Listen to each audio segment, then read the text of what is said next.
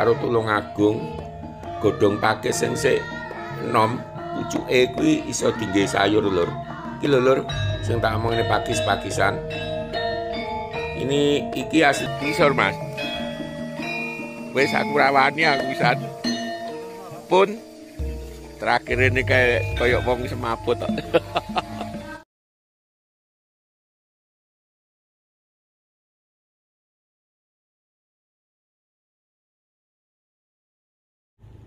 Assalamualaikum warahmatullahi wabarakatuh. Piye kabare dulur-dulur kabeh, muga-muga tansah sehat lan lancar rezekine. Bener lur, iki aku nang nggone ngarepe gerbang lebu wisata air terjun Irenggolo, Besuki, Kecamatan Mojo, Kabupaten Kediri. Iki dulur-dulur dino iki arep takjak nang nggone wisata air terjun Dolo, tetep wilayah Besuki, Kecamatan Mojo, Kabupaten Kediri. Jarake saka kene nang Dolo kurang luwih sekitar 5 km lur. 5 km. Untunge dalane api, sanajana enek bagian saiki iki lur sing rusak-rusak. Yen motor diliwatne cepitan iki, tapi yen mobil ana dalane dhewe berkelok-kelok rada ngalor lho. Tempuke nang kene iki sing kudu digatekne iki tanjakan lur.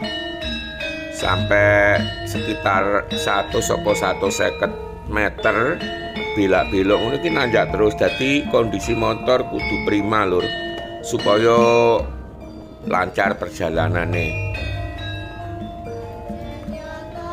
Tapi kok suwepi ya apa kisuken ki, pancen rada isuk lur. Apa meneh sing keloro ki dina Jumat. Amarga Jumat kuwi makane budalku rada isuk ki, mang aku 8:30 wis mulai munggah lur. Tiap beberapa ratus meter ngono ana warung-warung lur pinggir jalan. Mulai ngisor wis enek. Ketinggian wisata Besuki ya sekitar 700 utawa 800 meter lur kene iki. Lah mengko yen awake munggah ketinggiane menurut info kuwi sekitar 1700 utawa 1800 meter di atas permukaan laut. Jadi pancen sanajana jarake gak adoh mung 5 kilo, malah kira-kira gak enek, tapi oke tanjakan. Engko mendekati parkiran Dolo lagi ya ono mudhun lur. Cuman aku krasa ana sing kurang lur iki.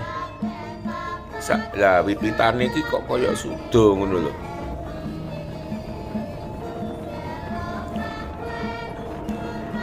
Terus ana akeh kafe sing tutup lur. Ya terus alase pancen primer, kondisine yo tetep apik sanajana sebagian wiwitan rusak lur, ana sing godhonge garing amarga longsor ya dadi rusak ngono.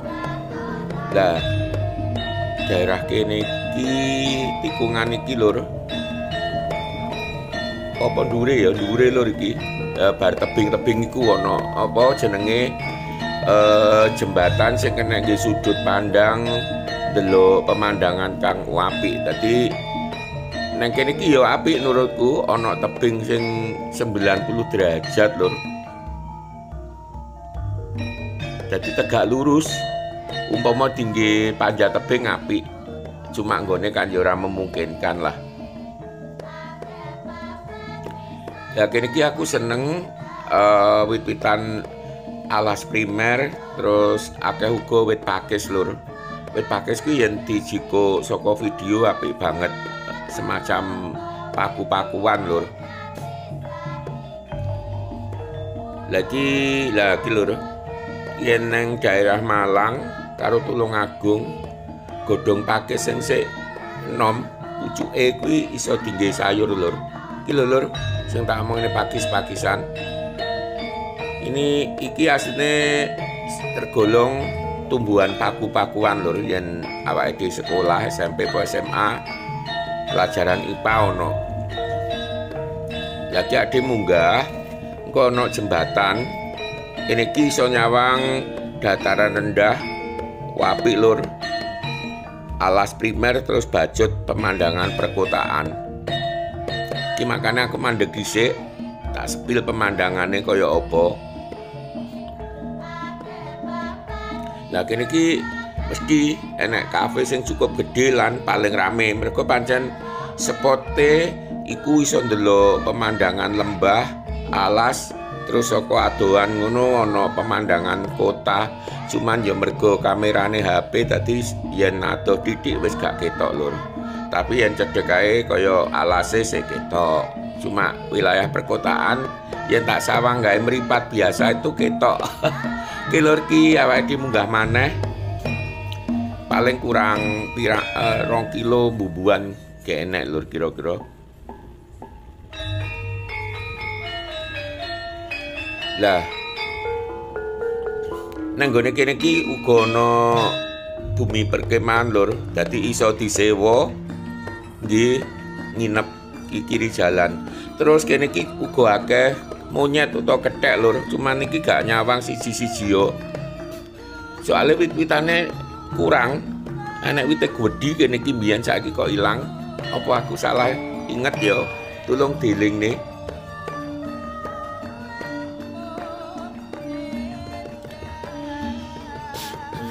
Jadi mulai mudhun lur awake dhewe wis nyedaki lokasi sing dituju.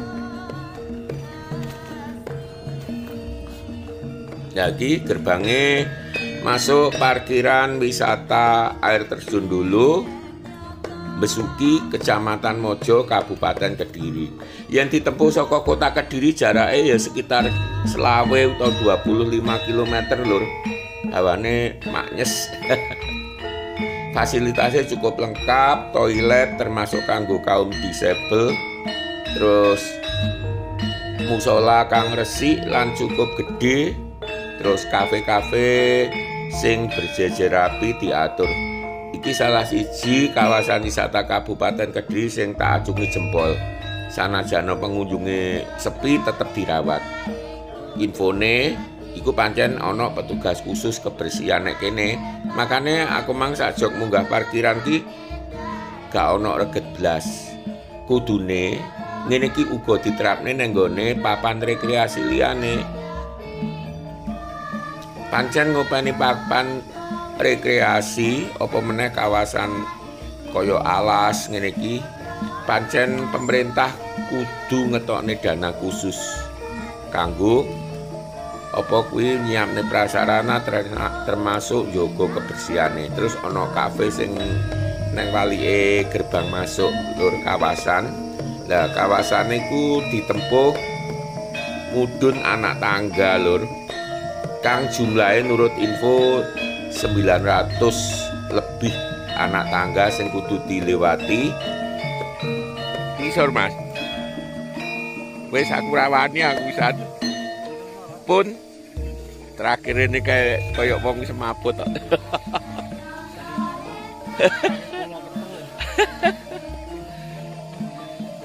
Wis pokoknya wis tahu wis gak usah baleni wisan ae, ora usah baleni neh. Gak ditungi mang tanggane piro ngono. Anu 1012. Lek gak percaya ditungi. Weh tenan kok lur, lek mudune ngantek air terjun ora masalah. Sing dadi masalah iki munggahe lur. Beh aku munggah kene medun ning air terjun dulu iki ping 3. Pertama sadurunge ana fasilitas, sadurunge dalan diaspal lur. Sik bukaan awal, sik gempuran-gempuran ngono. Terus yang kedua bar bukaan awal dalan wis apal karo kanca ping 7 kuwi. Sing pertama malah munggahe gawe dadung tali lur, mergo ya ora enek fasilitas apa-apa wong lagi digempuri. Terus yang terakhir sadurunge pandemi kae lur. Pun nate Mas. Sampun nate. Boleh sampun nggih monggo. Lek gung tak elingne engko munggahe lho. Jolali banyune barang nggawa apa ora? Nggih monggo. Engko sampean hitung ya tanggane pira. Jarine 1100 jarine.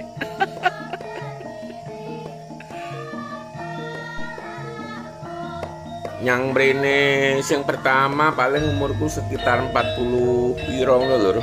Aku pertama pindah kerja neng Kediri.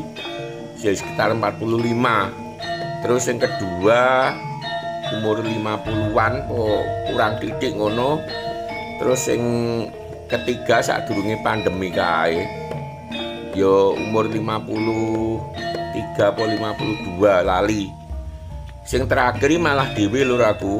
Mergo koncoku ngenteni nek parkiran, dhek jelas gak mungkin kuat. Lah aku mudhun dhewe, ya akeh kancane tapi yo kan padha kabotan nggo awake dhewe-dhewe. Bolak-balik leren jaket lho sampai teles wektu kuwi. Cuman yo ros apa kuwi sorone kaya ngono dijoli pemandangan alas gunung bukit kang apik banget.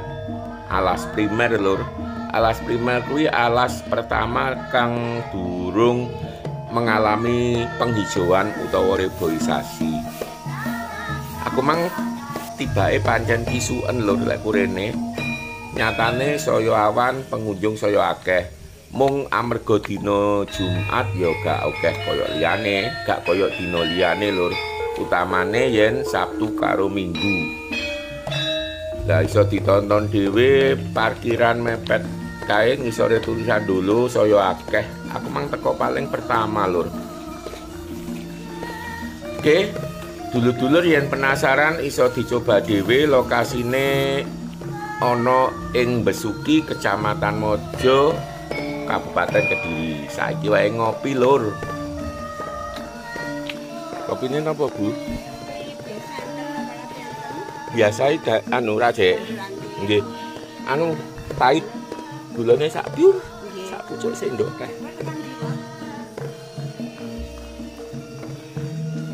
Yo mboten nggih pahit pokoke. Gulane sak piur mengke kula dik. Pun umum ta, Bu?